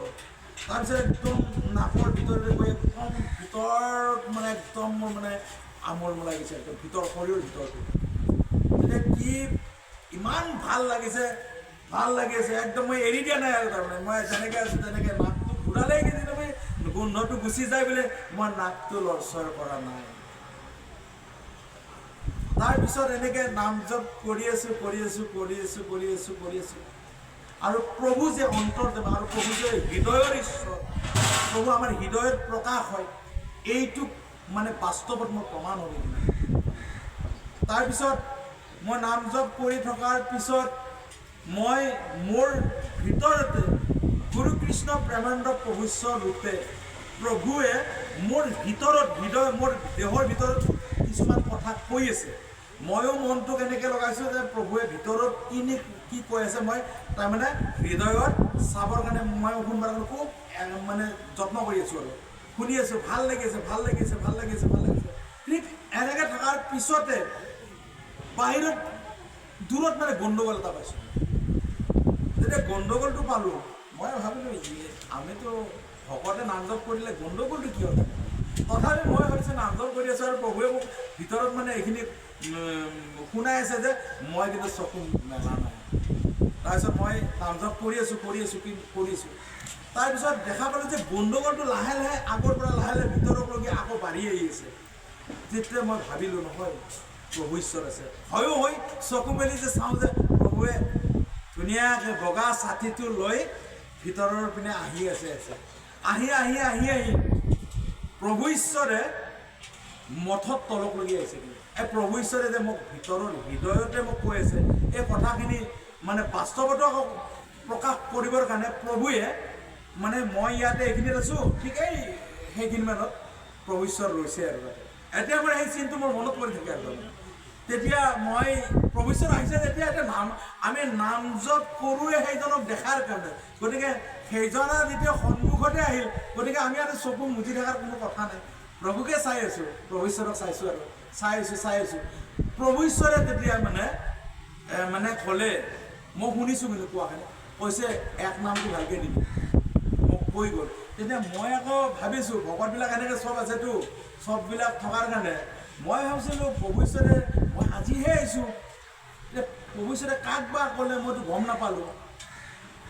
কিন্তু কথাটো আচলতে মোকে কৈ গৈছিলে তাৰমানে, কিন্তু মইতো ধৰোঁ কেনেকৈ, কাৰণ মই আজি আহিছোঁহে মাত্ৰ। কিন্তু প্ৰভু ঈশ্বৰে, কিন্তু তাৰে অকণমান পিছতে আমাৰ মৰাণ প্ৰভু আৰু মৰাণ প্ৰভুৰ লগত এজন ভকত আহিল। তেওঁ অকণমান পিছতে আহি মোক প্ৰভু বুলি এনেকৈ মানে মই তেতিয়া প্ৰভু ঈশ্বৰ গ'ল আৰু যোৱাৰ পিছত এনেকৈ মোক মাতিছে প্ৰভু। তেতিয়া মই আকৌ চকু মুদি তেতিয়া ক'লে প্ৰভু আজি এক নামটো আপুনি দিলে। এতিয়া চাওকচোন, প্ৰভু ঈশ্বৰ একেজন ঈশ্বৰ হৈ কিমান জনৰ লগত একেলগে লীলা কৰিলে। প্ৰভু ঈশ্বৰে মোৰ হৃদয়ত থাকি প্ৰথম প্ৰকাশ কৰিলে আৰু সেইজনেই সাকাৰত আহি বাস্তৱত মোক এইখিনি কথাই মানে কৈ গ'ল আৰু সেইজনাই মানে মৰাণ প্ৰভুৰ হৃদয়ত থাকি তেওঁৱে আহি এইখিনি লিষ্টখন বনালে। 1 নাম দিব লাগিব যে লিষ্টখন বনাইছে প্ৰভুৱে। সেইকাৰণে কৈছে প্ৰভু ঈশ্বৰ সকলোৰে হৃদয়ে থাকে, উপলব্ধি নহয়। গতিকে সেইজন ঈশ্বৰকে আমি এনেকৈ সাকাৰ ৰূপত পালোঁ। গতিকে ইমান মহাভাগ্য সঁচাকৈ আজি সেই ভাগ্যৰ গৰাকী হৈও আজি আমি মানে আমাৰ নিজৰ দুৰ্বলতাৰ কাৰণে আমি এই নাম পায়ো আজি এই নামৰ পৰা আঁতৰি বহুতখিনিয়ে গুচি গ'ল। তেওঁ বুজিয়ে নাপালে যে কি আচলতে। সেইকাৰণে কৈছে প্ৰভু ঈশ্বৰে কৈছে আমাক কিবা এটা বস্তু দিলে সেই বস্তুটোৰ লগত আমি অলপতো আমি যত্ন কৰি চাব নালাগিব। ভাতটো লগে লগে তুলি দিলে ভাতটো নহয়তো, পানী গৰম হ'ব লাগিব, জুই তাত সম্পূৰ্ণ লাগিব, তাৰপিছত আৰু কি কি হ'ব, সিজিব, সিজাৰ পিছতহে কি আমি সেইখিনি কি খোৱাৰ উপযোগী হ'ব। তৎক্ষণাত বস্তুটো নাপায়তো। গতিকে দুৰ্লভকে সুলভভাৱে আজি প্ৰভু ঈশ্বৰে কৃপা কৰাৰ কাৰণে আজি আমাৰ হৃদয়তে আমি পাইছোঁ এই আনন্দখিনি। মই পাইছোঁ নে আপোনালোকে পোৱা নাই? প্ৰত্যেকক সোধা যদি যায় নহয়, প্ৰত্যেকজনে 3 ঘণ্টা 4 ঘণ্টা অনৰ্গল ক'ব প্ৰভু ঈশ্বৰৰ মহিমা। আৰু সেইটোৱে কৈছে আমি ভাগৱত পঢ়াটোকে ভাগৱত পঢ়া বুলি নকয়। আচলতে যিজনে প্ৰভু ঈশ্বৰৰ স্মৰণ মাত্ৰে যাৰ হৃদয়ত এই প্ৰেমৰ সঞ্চাৰ হয়, এইটোহে প্ৰকৃত ভাগৱতৰ ফল। কিন্তু তেওঁ ভাগৱত পঢ়িয়ে আছে দিনে ৰাতি সেই ভাগৱতে হৈ আছে। সেইটোহে আচলতে প্ৰকৃত ভাগৱত। গতিকে আমি সেইখিনিহে বাঞ্ছা কৰিবও লাগে। সেইকাৰণে কৈছে আমি যিমান পাৰোঁ সদায় কথাবিলাক যাতে গ্ৰাম্য কথা পৰিহৰি যাতে আমি একেবাৰে য'ত নক'লে নহয় এনেকুৱা কথাবিলাকে ক'ব লাগে। আৰু যিমানে আমি এইখিনিক যত্ন কৰিম প্ৰভুৱে সিমানে আমাৰ হৃদয়ত প্ৰকাশ হ'ব লাগে। ঈশ্বৰে কৈছে ঈশ্বৰ প্ৰকাশ হ'বৰ কাৰণে পাত্ৰটোৰ শুদ্ধতা লাগে বুলিছে। আৰু পাত্ৰৰ শুদ্ধটো কেনেকৈ আহিব? মনৰ দ্বাৰা আহে বুলিছে। মনেহে গ্ৰহণ কৰিব লাগিব। গতিকে মনে সেই শুদ্ধতা পালে সেই মনতে ঈশ্বৰৰ প্ৰকাশ হয় আৰু মনে সেই চৈতন্য শক্তিটো লাভ কৰে। তেতিয়া সেই মনে কৃষ্ণগুৰু প্ৰভু ঈশ্বৰৰ চৰণ চিন্তা বিনে অইন চিন্তা নকৰে। আৰু মনে চিন্তা নকৰাৰ কাৰণে ইন্দ্ৰিয়বিলাকো সেইমুখী হৈ যায়। ঈশ্বৰে তাকে কৈছে যে আজি আমি আগতে এই দেহেৰে চব মায়াজনিত কৰ্ম কৰি ঘূৰি ফুৰিছিল। তেতিয়া আমাৰ ছালৰ ধৰ্মবিলাক কি আছিল? নষ্ট হৈ গৈছিল। স্বধৰ্মটো নাছিল। স্বধৰ্মটো কি? ছালৰ ধৰ্ম হ'ল ঈশ্বৰৰ পৰশ লাগে, এইটোহে স্বধৰ্ম। কিন্তু সেই ধৰ্মটো আমাৰ নাজানাৰ কাৰণে, শৰণ নোলোৱাৰ কাৰণে, আশ্ৰয় নোলোৱাৰ কাৰণে সেই ছালৰ ধৰ্মটো কি আছিল? যে মোৰ ছালে কাৰোবাৰ ছালত স্পৰ্শ কৰক বুলি আমি অনুভৱ কৰিছোঁ। কিন্তু ছাল চাব গ'লে একেই ছাল, হয়নে নহয়? আৰু সেইকাৰণে কৈছে সেয়াই হৈছে ঈশ্বৰৰ মায়া। এই মায়াখিনিক অতিক্ৰম কৰি যাব পৰাজনেহে তাৰমানে এই প্ৰকৃত সত্যটো লাভ কৰিব পাৰে। সিয়ে কৈছে ইপাৰৰ পৰা সিপাৰ হ'ল। সিপাৰত উপনীত হৈ তেনে ইপাৰত আহিব লগা নাই, আহিলেও তেওঁৰ একো দোষে নোচোৱে। গতিকে আমাক ইমান কৃপা কৰিছে প্ৰভু ঈশ্বৰে। সেইকাৰণে প্ৰভু ঈশ্বৰে গাই সুন্দৰভাৱে সত্যক দেখাও মই সত্য কয়া বৰি ঐ তোমৰ নিজ মায়া জানা নিষ্ঠ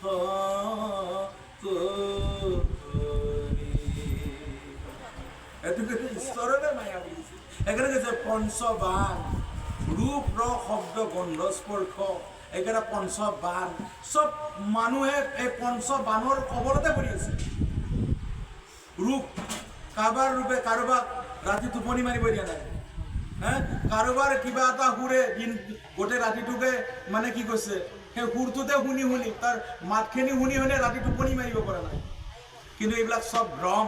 কবিছে কৈছে এইবিলাক চব ৰজতম ভ্ৰম বুলি কৈছে। সেইকাৰণে কৈছে যেতিয়াকলৈকে মানুহৰ সত্য গুণৰ উদয় নহয় তেতিয়াহ'লে মানুহে ৰজতম গুণৰ কৰ্মই কৰে আৰু ৰজতম গুণৰ ভ্ৰমতে পৰে সব মানুহে। সেইকাৰণে মানুহ ইয়াৰ বোলে নহয়, গোটেই পৃথিৱীৰ মানুহে 24 তত্ত্বৰে গঠিত আৰু 24 তত্ত্বৰ ভ্ৰম আঁতৰাব লাগিলে প্ৰভু ঈশ্বৰে কৈছে মোত বাহিৰে দ্বিতীয় কোনো পথ নাই বুলি কৈছে। গতিকে তেতিয়াহে বোলে মানুহৰ মনৰ পৰা দেহাভিমান যে মই ইমান ধুনীয়া, মোৰ ছাল ইমান ধুনীয়া, এই ভাৱটো গুচি যাব। জাত্যাভিমান, জাতিৰ অভিমান কেনেকুৱা, মই ব্ৰাহ্মণ গতিকে ব্ৰাহ্মণ এইটো যিটো ভাৱ লৈ আছে, ব্ৰাহ্মণ কুলত জন্মিলে ব্ৰাহ্মণ নহয় বুলি কৈছে। গতিকে জাত্যাভিমান আৰু পদাভিমান, পদ কৈছে মই ইমান ডাঙৰ পদত আছোঁ, মই বোলে অফিচাৰ, হয়নে নহয়, মোৰ চব তলতীয়া, এইটো অহংকাৰ।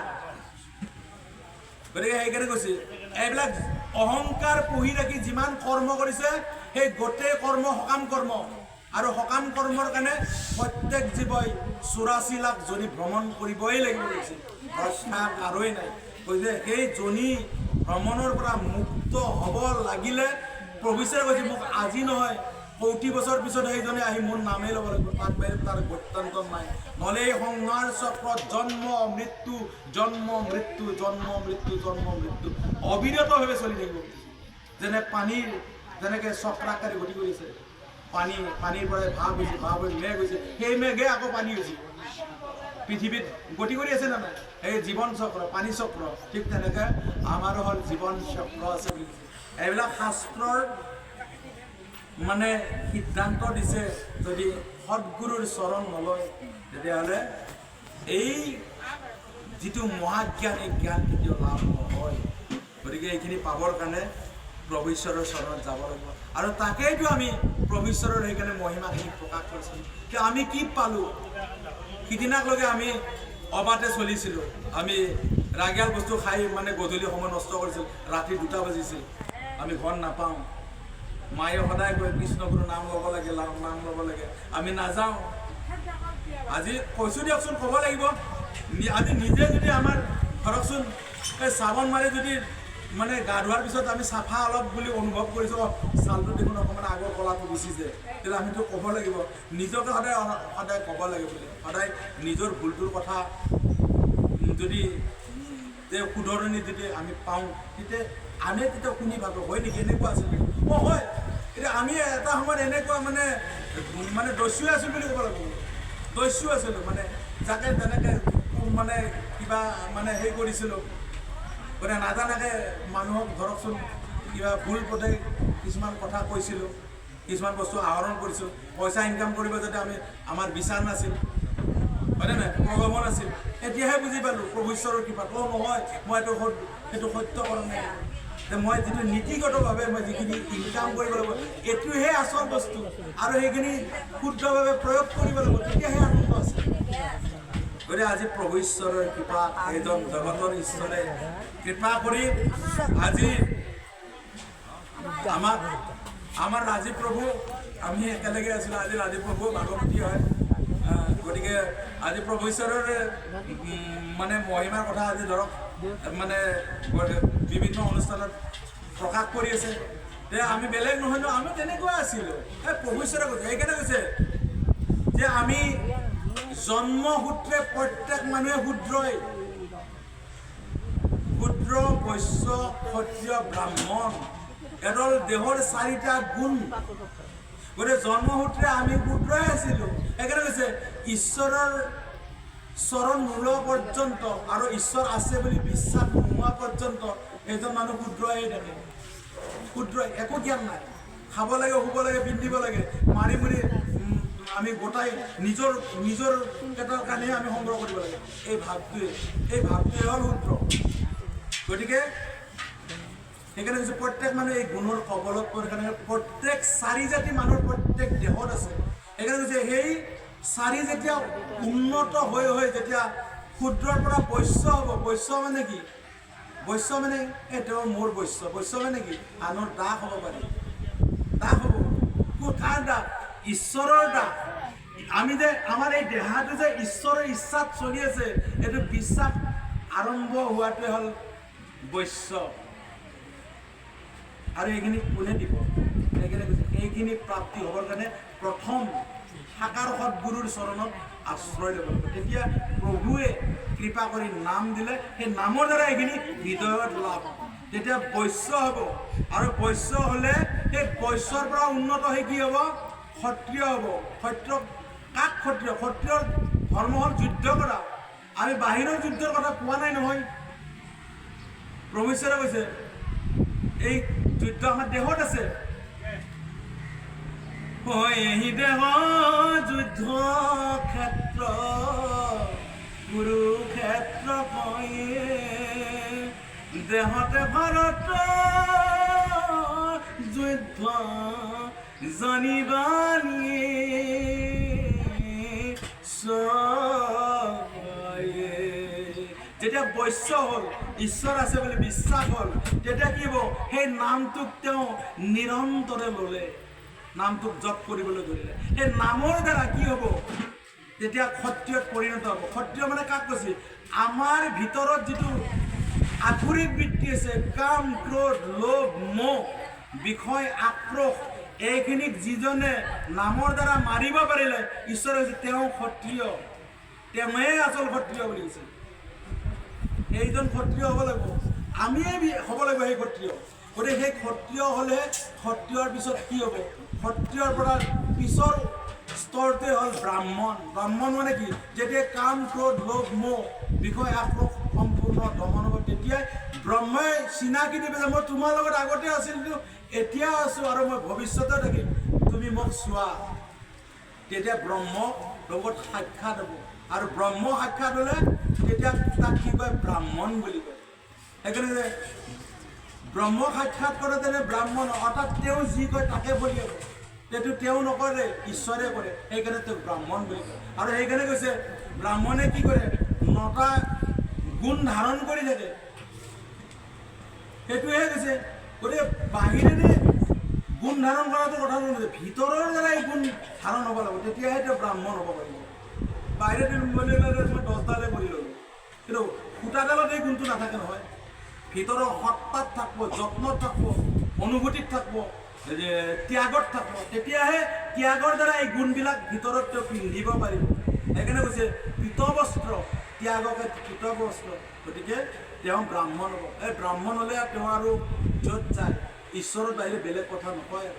আৰু সেইকাৰণে কৈছে এই ব্ৰাহ্মণেতো এতিয়া ভকত হৈ আছে, এইবিলাকে ভকত। যেনে ভকতে এই জগততে ঈশ্বৰৰ বাহিৰে বেলেগ কথা নকয়। সেইকাৰণে ভকতে এই ব্ৰহ্মৰ লগত সাক্ষাৎ হৈ আছে আৰু ভকতে জগতখনক পবিত্ৰ কৰিছে। তাকেই আজি আমি ইয়াৰ পৰাও প্ৰকাশ কৰিছোঁ। কোনোবাই 1000 পণ্ডিত হওক, শাস্ত্ৰ ইয়াৰ 14খন শাস্ত্ৰ কণ্ঠক মুখস্থ থাকক, তাৰ কাম নহ'ব। যদি একোৱে শাস্ত্ৰ মুখস্থ নালাগে, যদি কৃষ্ণগুৰু প্ৰভুৰ প্ৰতি যাৰ এই মুহূৰ্তৰ পৰা যদি শুনাৰ লগে লগে তাৰ বিশ্বাস হ'ল, প্ৰভুৱে কৈছে তেওঁৰ হৃদয়ত মই আছোৱেই, বিশ্বাসতে তেওঁক মই ধৰি ল'ম। আৰু এনেকৈ লাখে লাখে হাজাৰে হাজাৰে ইয়াৰ প্ৰমাণ পাইছে। একেজন ঈশ্বৰ হৈয়ে প্ৰভু ঈশ্বৰে কিমানজন ক'ৰবাত অমুকতো দেখাব, প্ৰভুৱে সাকাৰত দেখাইছে, তমুকতো সাকাৰত দেখাই দিছে, হয়নে নহয়? আজি অন্য কথা নকওঁ, ইয়াতে ভাগৱতত প্ৰভু ঈশ্বৰে এগৰাকী আইৰ কথা লিখা আছে যে আইগৰাকী আমাৰ নগাঁৱৰ আইগৰাকীয়ে সৰিয়হ তুলি আছিলে। তুলি থাকোঁতে কেনেকুৱা হ'ব লাগিব, কিমান ভাগ্য মানে জীৱটোৰ তাৰমানে সংস্কাৰ আছে তাৰমানে। তাৰপিছত আইগৰাকীয়ে সৰিয়হ তুলি আছে, প্ৰভুৱে সাকাৰত যাই দেখা দিছে, দি মানে আইগৰাকীক কৈছে আৰু আই মই এনেকৈ নহতত আছোঁ, মোৰ তাতে আহিবি বুলি মাতিছে আইগৰাকী। গতিকে তাৰপিছত তেওঁ আকৌ প্ৰভু ঈশ্বৰ অন্তৰ্ধান হ'ল। অন্তৰ্ধান হোৱাৰ পিছত আয়ে আকৌ মানে ৰাতি সপোনত প্ৰভু ঈশ্বৰক আকৌ দেখিছে। সপোনত প্ৰভু ঈশ্বৰে কৈছে আই মই কৃষ্ণগুৰু আছোঁ, নহততে আছোঁ, মোৰ তাতে আহিবি বুলি মাতিছে। তেতিয়া আইগৰাকীয়ে সপোনতে প্ৰভু ঈশ্বৰক কৈছে, প্ৰভু মোৰ দেখোন পিঠিত কোজ আছে, মই কেনেকৈ যাম? আৰু মোৰ লগত পইচা নাই, মই আনৰ ঘৰত কামহে কৰোঁ, মই কেনেকৈ যাম? তেতিয়া প্ৰভু ঈশ্বৰে আমাৰ যেনেকৈ অনিৰুদ্ধ আমাৰ সভাপতি প্ৰভু যেনেকৈ ৰাতি সপোনতে অপাৰেশ্যন কৰি চিলাই কৰি দিলে, মানে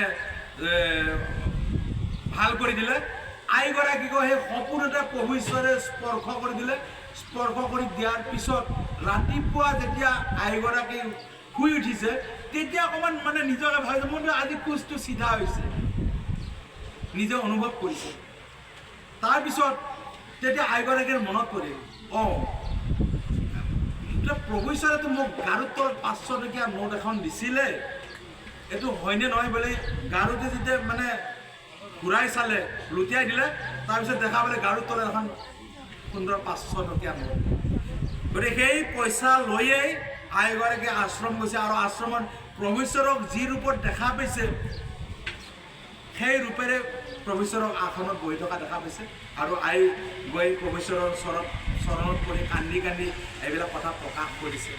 গতিকে এইবিলাকতো মই এনেকুৱা নহয় যে ক'ৰবাৰ আগতে মানে ক'ৰবাৰ শাস্ত্ৰত লিখা আছিল তাৰ কথা মই কৈছোঁ, নহয়, আমাৰ মাজতে থকা উদাহৰণবিলাকৰ কথাহে কৈছোঁ, মহিমাৰ কথাহে কৈছোঁ। প্ৰত্যেকৰ লগত এই মহিমাবিলাক ঘটি আছে। গতিকে যিজনৰ লগত এই মহিমাটো ঘটিল তেওঁ কেতিয়াবা পাহৰিব পাৰিব? কেতিয়াও নোৱাৰে। মোৰ লগত যদি মোৰ এই মহিমাখিনি ঘটিছে মই কেতিয়াবা প্ৰভু ঈশ্বৰক পাহৰিব পাৰিম?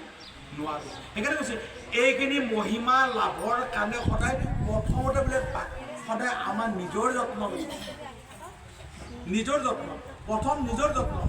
আৰু প্ৰভু ঈশ্বৰে কৈছে যে এই কৃষ্ণগুৰুৰ নাম ল'লে সদায় প্ৰত্যেক ভকতকে অলপ বোলে পৰীক্ষা কৰেই। সেই পৰীক্ষাখিনিত টিকি থকাটোহে আচল কথা। এই টিকি থাকিলে যোনে টিকি থাকিব পিছত সেইখিনিৰ আনন্দখিনি পায় আৰু তেতিয়া কৃপা কৰে। গতিকে আজি সেইজন জগতৰ ঈশ্বৰক আজি আমি পালোঁ, আমি সেইজনেৰে গুণানুকীৰ্তন কৰি আছোঁ। গতিকে সেইজনৰ গুণানুকীৰ্তন মই বুলি নহয়, সকলোৱে কৰিছে, হৃদয়তে কৰিছে। তাকে আমি প্ৰসাৰৰ বাবে যাতে এইখিনি আনন্দ, আত্মাৰ আনন্দ যাতে সকলোৱে পায়, এইখিনি পাবৰ কাৰণেহে আজি প্ৰভু ঈশ্বৰে কৈছে এই মাইকৰ ব্যৱস্থা কৰিব লাগে, মোৰ কথা মহিমাৰ কথা প্ৰকাশ কৰিব লাগে। চাওকচোন, জগতৰ ঈশ্বৰে নিজে কৈ আছে যে মোৰ মহিমাৰ কথা প্ৰকাশ কৰিব লাগে, হয়নে নহয়? কিহৰ কাৰণে কৈছে? তেওঁ সত্য, আৰু সত্য বুলি নাজানাৰ কাৰণে আজি মানুহে ধৰি বান্ধি যীচুক ক্ৰুচবিদ্ধ কৰিলে নে নাই? তথাপি সেইজনে তেওঁকে আকৌ সকলোকে দয়াৰ চকুৰে চাব পাৰিলে। আজি সেইজন জগতৰ ঈশ্বৰে আজি আমাক শুদ্ধ কৰাবৰ কাৰণে আজি কৃষ্ণগুৰু সেৱাশ্ৰম প্ৰতিষ্ঠা কৰিবৰ বাবে 12 বছৰ সাধনা কৰি দেখাইছে। 12 বছৰ যি অটব্য জংঘল, আৰু এই আশ্ৰমৰ কাহিনী আপোনালোকে জানে, তথাপি মই অকণমান মানে কৈ দিছোঁ যে এই আশ্ৰমখন কেনেকৈ হ'ল।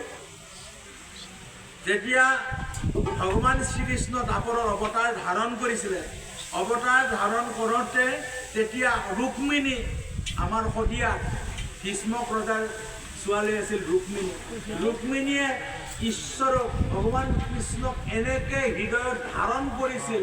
সেই সময়তো কিন্তু অলেখ নাৰী আছিল, কিন্তু চাব গ'লে অলেখ মহিলা নাছিল, অলেখ মহিলা আছিল।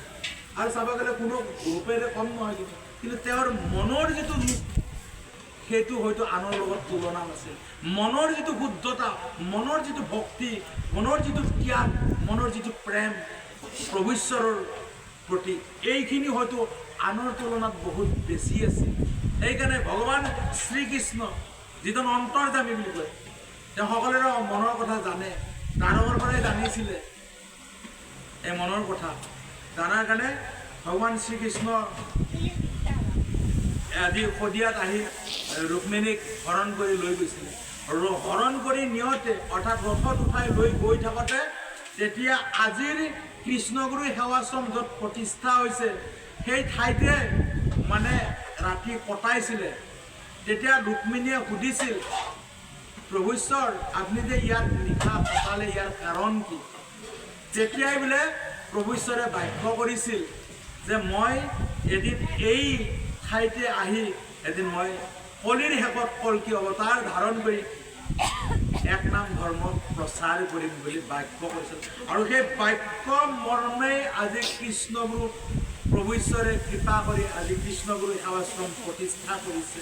প্ৰতিষ্ঠা কৰাৰ কাৰণে আজি আমাৰ নিচিনা অজ্ঞানীবিলাকক প্ৰভু ঈশ্বৰে অকণমান হ'লেও শোধন কৰিছে। কিন্তু হৈছে না অকণমান হ'লেও আমি এই আনন্দ প্ৰত্যেকে হৃদয়ত পোৱা নাই দিনে ৰাতি আমি এনেকুৱা লাগে যে প্ৰভুৰ যেন আমাৰ সন্মুখত বহি থকা প্ৰভুৰ সন্মুখত প্ৰভু ঈশ্বৰ আমাৰ সন্মুখত বহি থকা আমি এইটোৱে এনেকৈ কল্পনা কৰি থাকোঁ হয়নে নাই কোনেনো বিচৰা নাই যে প্ৰভু ঈশ্বৰক মোৰ নিজৰ কৰি লওক মোক নিজৰ কৰি লওক বুলি কোনে ভাবা নাই হয়তো ভিতৰি আমাৰ ভিতৰত এই জেদটো প্ৰত্যাহাৰে আছে যেনেকৈ গোপীসকলে বোলে আগতে জেদ কৰিছিলে কৃষ্ণক নিজা কৰিম বুলি আমাৰ মাজতো সেই ভক্তিৰ প্ৰেমৰ মানে জেদটো লাগি আছে আৰু প্ৰভু ঈশ্বৰে কৈছে এইটো বেয়াও নহয় বুলি কৈছে এইটো ভালহে জেদত কিছুমান বস্তু ত্যাগটো বেছি হয় গতিকে সেই ত্যাগৰ বোলে কাৰণে আমাৰ লাভ তেওঁ ইমান নাম ল'ব পাৰে তেওঁ ইমান কৰ্ম কৰিব পাৰে তেতিয়াহ'লে ময়ো কৰিব লাগিব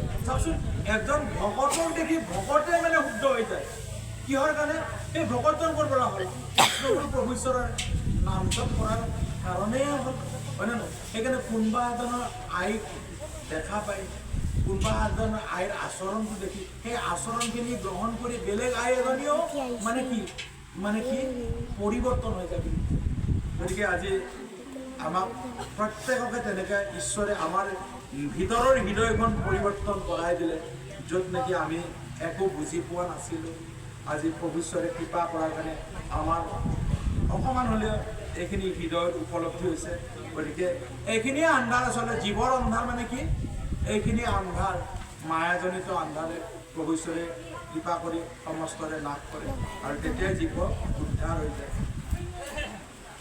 ও তোমাৰ নাম হে মহা পতিত কোটাৰে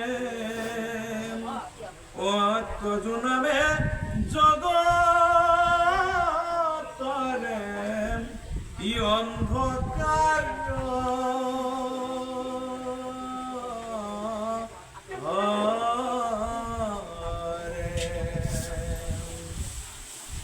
তুমি কার্য কারণ নিকেরায়ন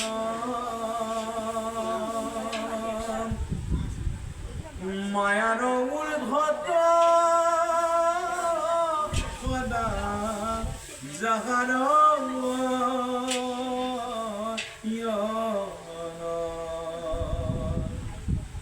সরাসর জগতরে তুমি নিয়ন্তাম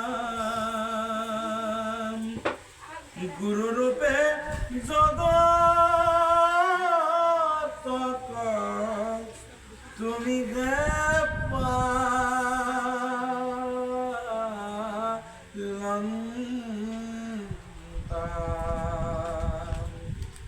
ও বিধির ভাতা তুমি মায়ার সন্তান দুর্জন জনর সন্তক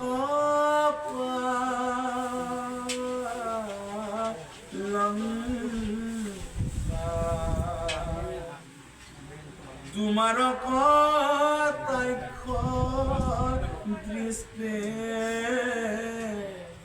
পায়া জীবগণ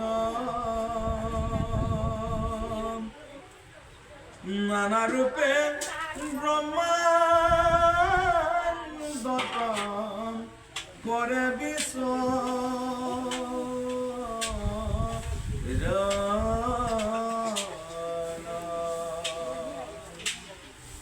জয় তুজ গতপতি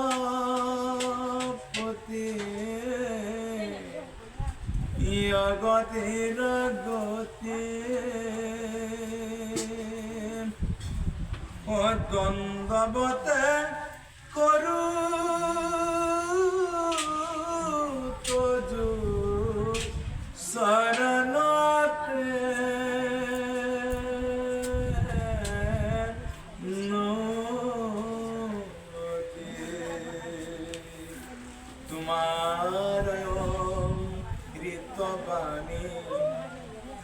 মহাভাগবত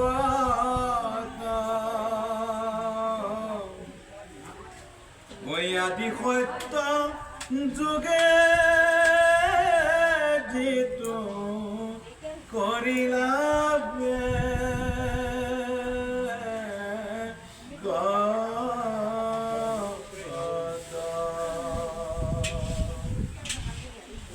বৈষ্ণৱ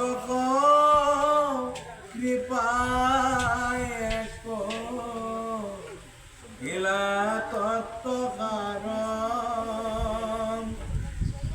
যাহাৰ শ্ৰৱণে জগত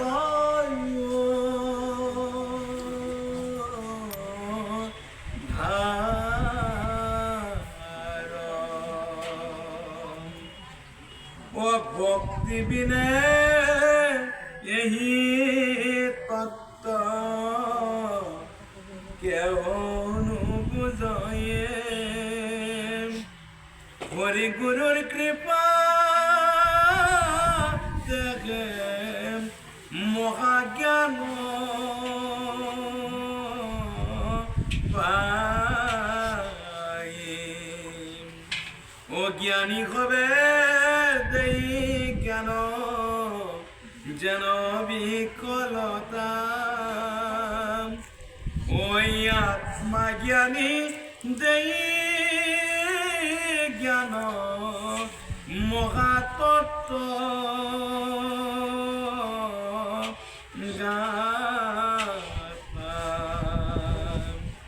অজ্ঞানীর জ্ঞান নাশ করে আত্মজ্ঞানে জ্ঞান দীপ্তি প্রকাশ মহাতত্ত্ব জ্ঞানে ঈশ্বর তক জানি ভকতি করয়ে বিশ্বাস মিলয় ভক্তি প্রেমাশ্রুব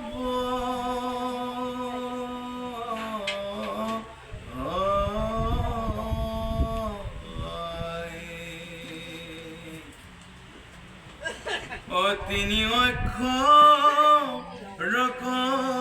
মিলে শাস্ত্র লিখিল গুৰুৰ কৃপা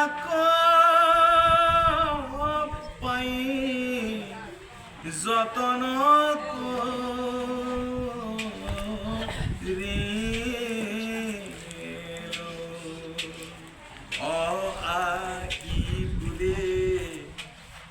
জানাখ বেখাৰ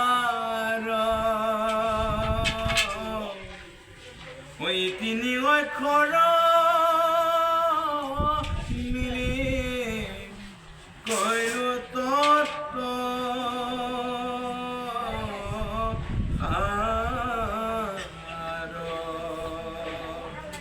এই অ আ ইৰ দ্বাৰাই সম্পূৰ্ণ ভাগৱত তত্ত্বটো প্ৰকাশ কৰিছে কেনেকে অতে অনিত্য দেহ অৰ্থাৎ আমাৰে দেহটো এই দেহটো অনিত্য যিটো চিৰদিন নাথাকে কাৰণে অনিত্য বুলি কোৱা হয় সেইকাৰণে কৈছে এই অনিত্য দেহত আত্মা নিত্য আত্মা আছে সেইকাৰণে আত্মা সত্য সনাতন অব্যয় গতিকে আত্মাহে নিত্য গতিকে এইখিনিকে উপলব্ধি কৰিবৰ কাৰণে আমাৰ কি আছে ইন্দ্ৰিয় অৰ্থাৎ 10 ইন্দ্ৰিয়ৰ দ্বাৰা মনৰ জৰিয়তে ইয়াক উপলব্ধি কৰিব পাৰি আত্মাক উপলব্ধি কৰিব পাৰি গতিকে সেইকাৰণে কৈছে মনৰ জৰিয়তে আত্মা দৰ্শন হয় সেইকাৰণে কৈছে চকু মেলিলেও যদি আত্মা একবাৰ দৰ্শন হয় চকু মুদিলেও আত্মা দৰ্শন পাব আৰু চকু মেলিলেও দৰ্শন পাব একে গতিকে সেইকাৰণে কৈছে এই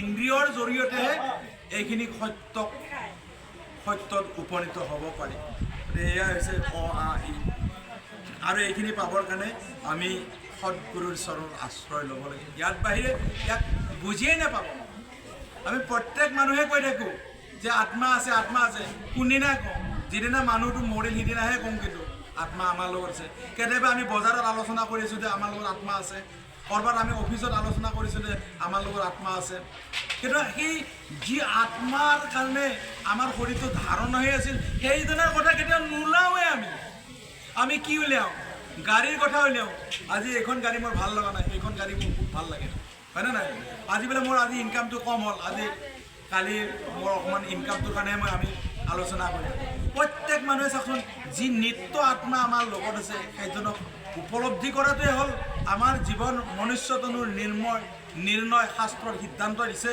তথাপি সেইখিনি কথা কোনেজনেও নকৰে দিন ৰাতি কৰ্মই কৰি আছে কিন্তু আমি ৰ'দতো কাম কৰিছোঁ কিহৰ কাৰণে পইচাৰ কাৰণে কৰিছোঁ আমি ইয়াৰ পৰা আমেৰিকা গৈছোঁ পইচাৰ কাৰণেহে গৈছোঁ খালি আমি জীৱনটোক ভোগৰ সামগ্ৰী হিচাপে ব্যৱহাৰ কৰাৰ কাৰণে প্ৰত্যেকে প্ৰতি মুহূৰ্তত ইনকাম কৰিছোঁ কিন্তু ঈশ্বৰে কৈছে এইখিনি সত্য নহয় সেইকাৰণে কৈছে সেইকাৰণে সৎসংগ ল'ব লাগে সৎসংগ ল'লেহে সৎ আনন্দ আহিব আৰু সৎসংগ নোলোৱা পৰ্যন্ত তেতিয়া মানুহৰ সংঘাত থাকি এই মুহূৰ্ততে হাঁহিব এই মুহূৰ্ততে কান্দিব সঁহাৰো শেষ নাই কন্দাৰো শেষ নাই কিন্তু ঈশ্বৰৰ প্ৰেমত পৰাজন তেওঁ ঈশ্বৰ প্ৰেমতহে কান্দিব বাকী প্ৰেমত নাকান্দে প্ৰভুৱে কৈছে সেইটোৱেতো সত্য আমাৰ প্ৰভু ঈশ্বৰে কৈছে আমি পইচাৰ কাৰণে কান্দিব নালাগেতো গাড়ীৰ কাৰণে কান্দিব নালাগে মাটিখিনি হওক বুলি মই কান্দিব নালাগে মোৰ ল'ৰাটো ডক্তৰ হ'বই লাগিব বুলি সেইটো কান্দিব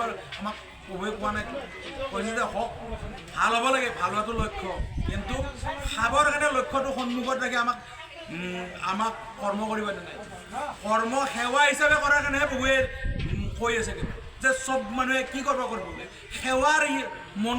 সেৱাৰ মনোভাৱ ৰাখিহে প্ৰভুৱে কৰ্ম কৰাৰ কথাটো প্ৰতি মুহূৰ্তত কৈ আছে তেতিয়াহে বোলে সেই পইচাটোৰো সাৰ্থক হ'ব আৰু যদি সেই সেৱাৰ মনোভাৱ নাথাকে তেতিয়াহ'লে কৰ্মখিনি কি হ'ব এই ৰজতম গুণৰ কৰ্মই হ'ব আৰু ফলটোও তেনেকুৱা গতিকে সাত্বিক কৰ্ম কৰিব লাগিলে সেৱাৰ মনোভাৱ লাগিব সেইকাৰণে মই ডক্তৰে সদায় ভাবিব লাগিব যে মই ডক্তৰী কৰিব গৈছোঁ যে মানুহৰ মই উপকাৰ কৰিব পাৰিম কি মৰিব ধৰা মানুহজন মই বচাব পাৰোঁ গতিকে এইটোক চাওকচোন তেওঁ কৰিছে ইতিমধ্যে তেওঁ জ্ঞান লৈছে খালি তেওঁ ভাৱটোহে লোৱা নাই মাত্ৰ তেওঁ সন্মুখত কি লৈছে সন্মুখত পইচাটোক লাগিছে যে মই এইখিনি কৰি দিয়াৰ লগে লগে সেইখিনি পইচা মোৰ তাতে আহিব কিন্তু এইখিনি কথা নভবাকে তেওঁ প্ৰেমেৰে এক ঈশ্বৰৰ সন্তান বুলি কৰ্মটো কৰি দিলে কি হৈ যায় তেওঁ সেই কৰ্মটো ত্যাগত আহি যায় গতিকে ত্যাগ কৰ্মখিনি বাছি ল'ব দিছে গতিকে লক্ষ্যটো আমাৰ বস্তু নহয় লক্ষ্যটো সত্য বস্তুহে আমাৰ লক্ষ্য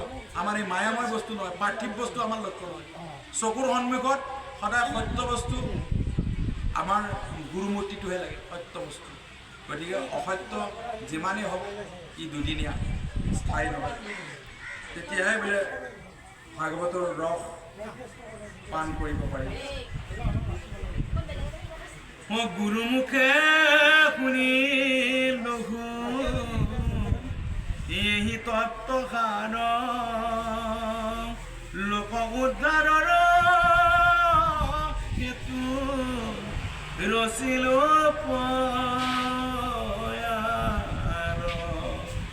প্ৰথম স্কন্ধৰ পৰা দ্বাদশ স্কন্ধৰ গুৰুৰ কৃপাত উদ্ধাৰিয়া তত্ত্ব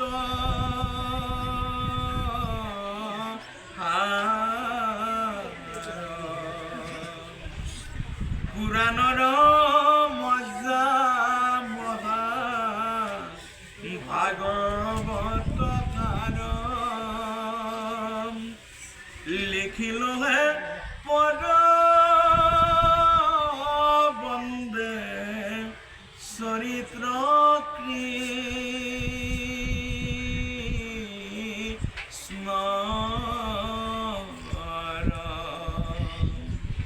কোনা ভাগ বত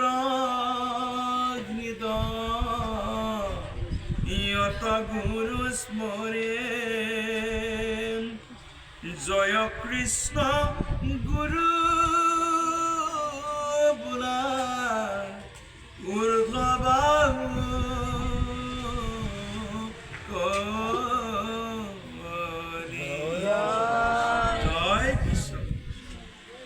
ভাগৱত গীত ইয়ত গুৰু স্মৰে জয় কৃষ্ণ গুৰু